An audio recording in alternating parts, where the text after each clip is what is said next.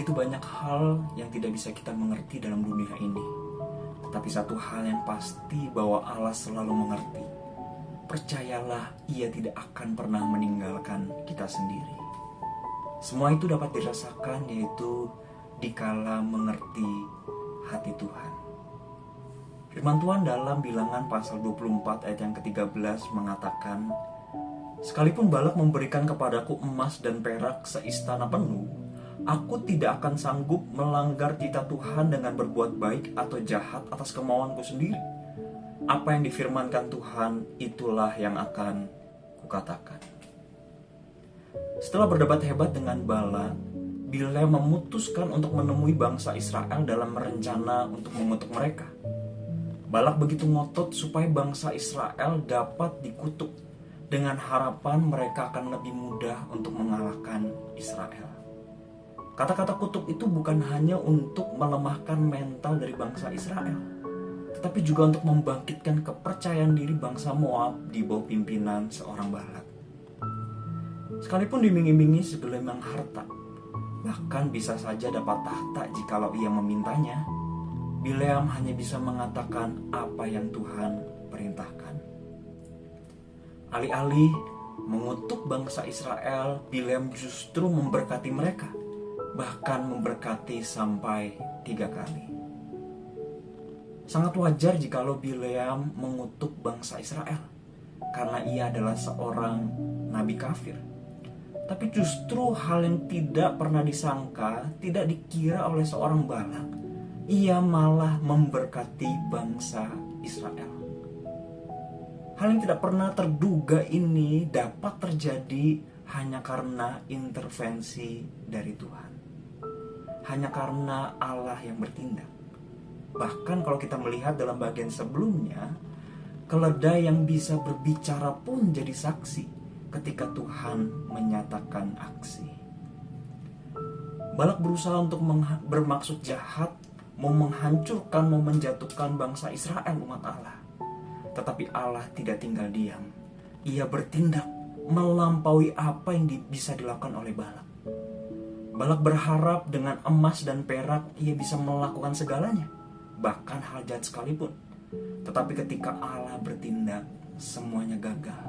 Ketika Allah berintervensi, semua tidak ada yang berhasil. Bukankah hal ini tepat seperti janji Allah kepada bangsa Israel dalam Bilangan 6 ayat 24? Di sana dikatakan Tuhan memberkati engkau dan melindungi engkau, bangsa Israel. Tuhan tidak pernah membiarkan kejahatan itu merajalela, tetapi Ia membuktikan bahwa kebenaranlah yang akan juara. Seperti halnya Sadrak, Mesak, dan Abednego yang membuktikan bahwa kebenaran akan jadi juara. Mereka bertahan dalam kebenaran ketika mereka harus menyembah patung yang diberikan oleh raja.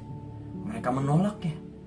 Akhirnya mereka dilemparkan ke dalam perapian yang menyala-nyala, tetapi di sana Tuhan membela. Sekalipun dalam api yang dibakar, mereka tidak hangus terbakar karena Tuhan bertindak. Sama halnya pula dengan Daniel, yang karena tidak mau menyembah raja, dia dilempar ke gua singa. Karena apa? Karena begitu banyak orang-orang jahat yang membencinya. Tetapi Tuhan membuat singa-singa itu tidak menyentuh seorang Daniel. Tuhan bertindak. Memang gak bisa dihindari bahwa ada orang-orang yang berusaha untuk berlaku jahat dalam kehidupan kita. Mereka mungkin berusaha untuk menjatuhkan kita, menghancurkan kehidupan kita. Tetapi percayalah, setiap hal jahat Tuhan sanggup untuk menggagalkannya. Beberapa waktu yang lalu saya ngobrol dengan seorang yang bergerak di usaha event organizer. Dia berusaha untuk melakukan segala sesuatu dengan cara yang jujur. Sekalipun begitu banyak orang-orang di luar sana, event organizer yang menggunakan cara-cara yang licik. Tetapi menariknya, ia berkata, sekalipun kami bertahan dengan cara jujur, dengan cara yang benar, kami selalu mendapatkan award. Di sini saya melihat bahwa Tuhan tidak pernah membuat kejahatan itu terus merajalela, tetapi Ia akan membuat kebenaran itu muncul seperti sinar pagi. Semua mata akan memandang betapa indahnya perbuatan Tuhan. Semua mata akan melihat betapa dahsyatnya kebenaran yang akan muncul. Sudah pasti semua orang rindu hidupnya damai dan tenang. Menariknya hidup kita nggak demikian. Tapi justru dalam keadaan yang seperti ini, ketika ada orang-orang jahat berusaha berkuasa, maka tampillah dan mencuatlah orang-orang yang setia pada kebenaran. Mungkin kau saat ini ada di dalam malam yang begitu gelap. Begitu banyak orang yang mau menjatuhkanmu. Tetaplah bertahan. Nantikanlah seberkas cahaya sinar kebenaran itu menyingkapkan segala kejahatan. Tuhan tidak pernah tidur.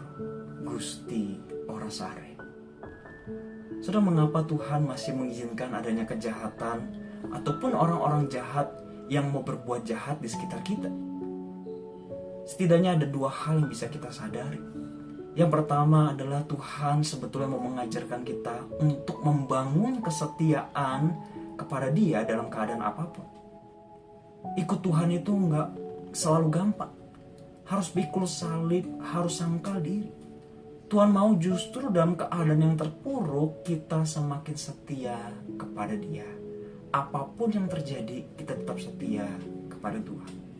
Hal yang kedua adalah Tuhan mengizinkan ada hal buruk, orang-orang jahat di sekitar kita supaya menjadikan kita para pahlawan iman yang terus berjuang hidup dalam kebenaran. Memang gak mudah, harus banyak menelan pil pahit, bahkan harus menderita. Tetapi Tuhan tahu kebenaran itu yang akan menang. Saudara, sinar pagi akan mengalahkan sang malam.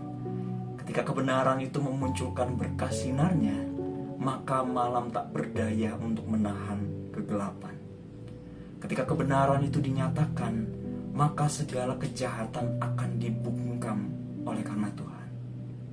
Tetap hidup setia, tetap menjadi pahlawan dalam kebenaran, maka engkau akan melihat sama seperti Tuhan berkata dalam Keluaran 14:14, Tuhan akan berperang bagi kamu dan kamu hanya akan diam. Tuhan Yesus